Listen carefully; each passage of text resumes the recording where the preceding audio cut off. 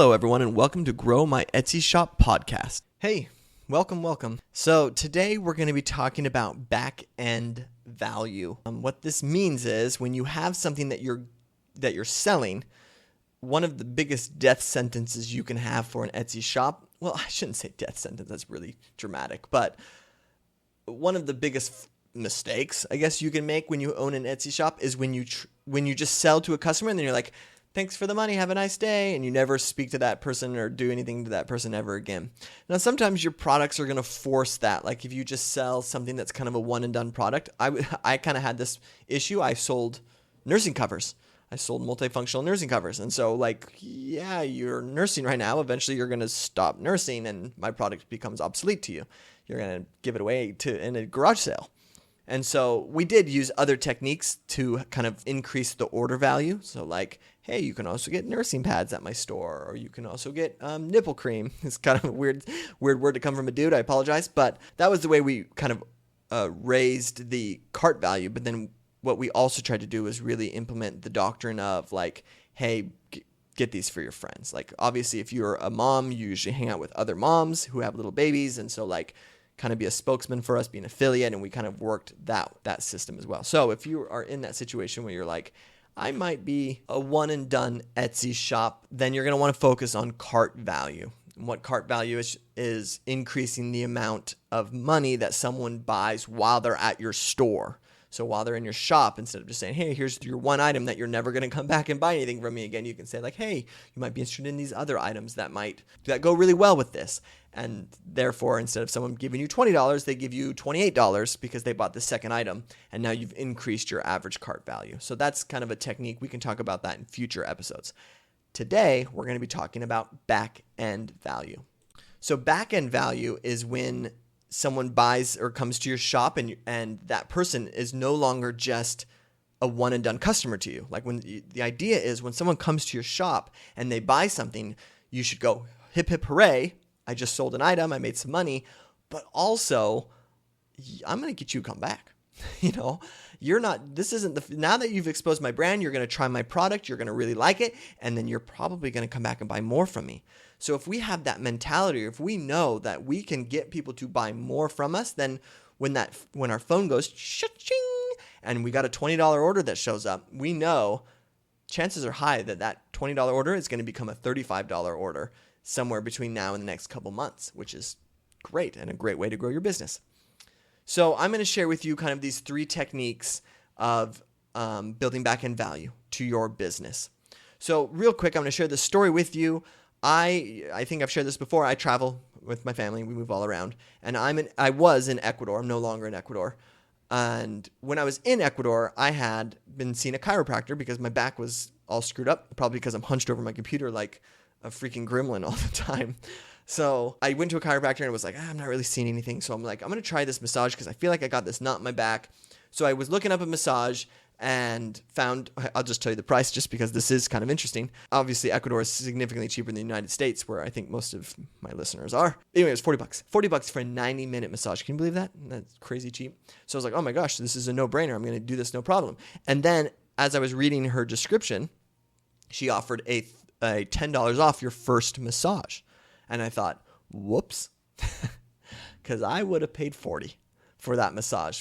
And here was the other thing is I knew I was leaving Ecuador in the next week. So am I going to be a returning customer to her? No, I'm not going to be a returning customer. I am going to pay $30, get my one massage. And I think she's using it as that promotional technique of you're going to really like my product. And when you really like my product, you're going to pay me full price for my massage. Now, I hope that you can kind of hear the flaw in that system because this is Etsy sellers tend to do this. They tend to think, well, if I discount my product, people then come into my store and they buy my products and then they're going to come back and buy my products at full price. That's a hard pill to swallow when someone gets, when I pay $30 for my 90-minute massage and then I go to my next country and they try to charge me $80, I'm going to have a little pit in my stomach. Because I used to pay $30 for my massage and now I got to pay. And if it's the same person who's increasing the price on me, that's always a little bit of an uphill battle. And if it's, well, I got a coupon before, or I had a discount code before. Can I use that again? And I'm sure anyone who's ever used this technique has had the message in their inbox where the Etsy shopper says to them, hey, I bought this for a 4th of July sale and I love it so much and it's so great. And I was wondering if I could get that same price, or when is your next sale? They'll say, when's your next sale that you're doing? Because I'd really like to buy this product. That is not how you want to condition your customers. You want them to see the value in your product and buy at that value. So let's say we're going to use promotion though. Let's say I'm that massage therapist coach. What I would say to her is offer it on your second massage. Your second massage, offer it as, or when they get 3 massages, they get their 4th one free or something like this, so that by the time they're getting that free massage, that 4th massage is free, they've given you, what would that be? I would have paid $40 without the discounts. It would have been $120. They've given you $120 for 4 massages instead of $30 for one. You see the difference there? I think most people, if you do the math, are going to make more money doing something like that. So that's sort of how you want to work your back end value. Is you don't want to say, hey, here's everything in the kitchen sink. Please buy it for me. Please buy it for me. You want to use the techniques that we've talked about in this podcast to really increase the value of your product, and then use kind of that promotional type marketing on the back end. So now I'm going to get into these 3 examples I can share with you. So here's example 1. I just got off the phone with a guy that sells animal ring jewelry. So if you're listening, you know who you are. A super cool product. But let's just use him as an example of creating back-end value. Let's say that someone buys one of his rings. He sold like an owl animal ring that was really cool. Blue diamond eyes and all this kind of stuff. So someone buys that ring. He ships the ring, it comes out. Now he sends an email to this person. You want to give value and then offer your promotion. So a good way to say this is to say, hey, you just bought this owl ring for me. Here's a video, or here's a blog article, or here's some pictures of other people wearing them so you can kind of see what they're using to accessorize with this ring. That's your value, right? Hey, just being helpful. Let me send this out to you. This is something that's helpful for you. That's what's going to make them open the email. If you just say like, hey, we actually have a thing, give us more money and we'll give you a discount or something like that, that's where it starts to be like, okay, you're just like everybody else. But instead, if you say, hey, we've got some accessorizing ideas for your new ring, that's when they're like, oh yeah, I'm interested in this. What do you got for me? And they're willing to open that email, right? They're willing to read that because you're giving that value. So that's why you're going to use that technique. So they open it up and they see some pictures of people wearing the ring and what they're wearing and accessorizing with. And now here's where you introduce your back end value, or you can use the promotional style of marketing to get them to buy something else from you. So let's say that this person also sells earrings and necklaces as well. His most popular things are the rings, but he sells necklaces and earrings as well, and they're all animal based. So what you can do is you can say, hey, here's your value. And then also, if you're interested in these earrings, they go really well with your owl ring. We can throw in a second ring for free. Whoa. Or we can throw in, or if you buy another ring, we can throw in these earrings that will go really well with these rings for free. Now, I love these types of promotion because what so many people do is on the front end of their funnel, they try to say buy one, get one free, or buy one, get one half off, or 40% off, or whatever it may be. And when this guy's rings were about $200, if you sell a ring for $200 and it cost him $50 to make the ring, then he's made $150 off of his ring.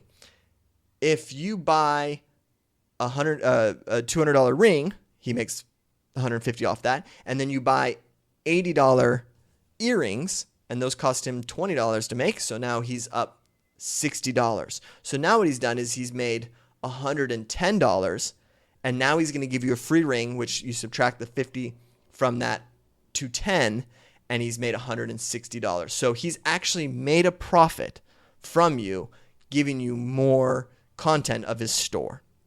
And you can do this. That was a really quick example. But if you crunch the numbers, you can actually know, if I actually sell 2 of these to someone at full price, I can give a third away for free. And the cost I'll still be profitable. So it's not really a sale, because you're making more money than you would have ever made from that one person, right? That one person was going to give you $150 profit. But then when you crunch the numbers, you're like, oh my gosh, actually, if I do this, I get an extra $20 from this customer. And if 50% of my customers take advantage of this, or 30% of my customers take advantage of this, and I get 300 orders in 2 months, you can do the math and realize that's $20 extra I'm making for absolutely free. I'm not paying anyone else. I'm not paying. It's just an email that gets sent out to my customers who've already gone through my sales funnel, and I'm just increasing the order value that they're doing. I'm just getting something from the back end of what they're offering, and no problem. So now if you think like that, if we think like, hey, if I can get a third of my customers to give me an extra $20 by essentially giving them a free item, this works. So a buy one, get one connected to an email after order with value in that email is one of my favorite techniques to just increase your back end value. Now, another technique that can be really useful in this is when you offer an item that complements your other item. So let's just stick with this ring guy, for example. Someone buys that $200 ring. We may feel like, well, I don't know if they're ready to drop another 200 bones on another ring. That's okay. So let's do this. What will complement the ring? So you might be able to offer a discount on earrings, or you might be able to create a case that holds the ring and just offer this to say, hey, this is normally, and you sell it for $50 in your store, but because you bought a ring, we're going to give it to you for $30, and it's good for the next week. You can use this coupon for the next week, and you can get this $20 off this case that holds, or something that cleans the ring, or anything that complements your item. So if you have kind of a main item or whatever it is that you sell, I'm actually working on a growth plan right now of a girl that does candles, and so her packaging is actually, she's probably listening as well because she found me on the podcast. So hello out there. But her packaging is like, she's got a lot of stuff in it and gives away a lot of value in her packaging, things that they're not really expecting to get. And so she can follow that theme up by then offering some promotional things in there as well. That's not going to be offensive to them because they're already getting more than they paid for. She throws in little, extra candles and stuff. And so then it could be like, oh, and here's another thing I'm actually offering, which is if you buy one of these, you get one of these for free. And she just kind of transitioned into that. Or she can use the second technique we've talked about to say like, hey, you're probably going to want, if you're looking for, or interested in candle holders, because she does sell some candle holders, you can actually get these at my shop as well. And I'll give you a discount since you have these candles and blah, blah, blah, blah. If they get this package and it's beautiful and they get more than what they paid for in the package and they're all into your brand, and then they have this thing that says, hey, we actually have something that can hold your candles as well, what are the chances are that they're going to say, yeah, I'm totally interested? Pretty high, especially if you say, and it's on a discount. So just know back-end discounts, ooh, mama, those are a great way to bring someone back into your store. And I love that technique because that person's going to come back and keep buying, she's going to burn those candles. And when she burns those candles, they disappear. So she's going to come back and buy more candles, but that candle holder's always going to be there, which is a reminder of the shop and all that's there. Plus, she didn't cut into her main product. She didn't discount her main product. She discounted the thing that holds the main product. Great, because then it keeps the value of that. And you don't get the person who says, when's your next sale? Nope, they just are buying your candles, which is great. So a third technique that you can use to get back-end value is offering digital products. Now, before you're like, snooze, digital products, lame, I really want you to hear this out because what's nice about digital products is that they don't cost anything. They're not extra work once you make them, once you invest the time in making this digital product, you never have to touch it again. So it's really nice when you're kind of in your lull season or there's just sales a little bit slow to say, I'm going to build a back-end digital product that I can offer for the rest of my life. So when you're creating a digital product offer, you don't want to build it around what your product is. So like in my case, I sold nursing covers. I'm not going to build, here's a digital product. Here's a infographic of the top 10 best nursing covers. No, they just bought my nursing cover. What I'm going to do is I'm going to say, well, who am I selling my nursing cover to? A mom that's breastfeeding. When a mom that's breastfeeding, what's her struggles? What's her questions? What's her concern? She might want community. She might want to know, be in a group with other moms who are breastfeeding, or being able to have resources to help them learn how to breastfeed.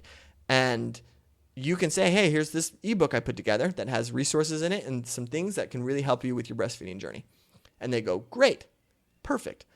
I'm just going to throw in some other ones. Let's say you do bookmarks. You can then create a readers list, right? Here's the top 10 best books in 2021 or 2022 or whatever. You can create, like if I use my candle girl, for example, she makes candles. But what was her target audience? And like I said, I'm currently kind of going through her shop now. They're witches.